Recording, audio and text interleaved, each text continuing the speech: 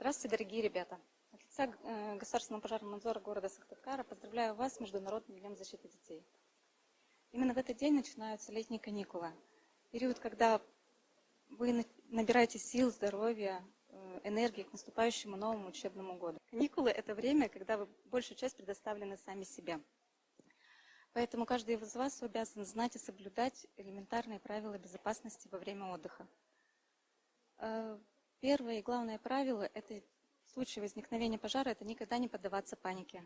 В случае возникновения пожара позвонить на номер 1 или 112, сообщить свою фамилию, имя, точный адрес и что произошло, где горит, что горит.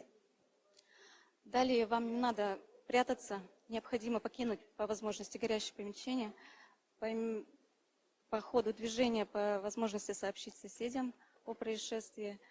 Дальше,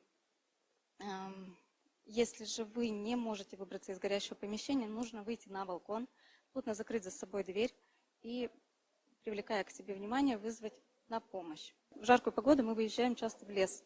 Ни в коем случае в лесу не разводите костер, не играйте со спичками, зажигалками, аэрозольными баллончиками. Помните, что человеческая жизнь – это дороже всего. Берегите себя, своих близких, будьте здоровы.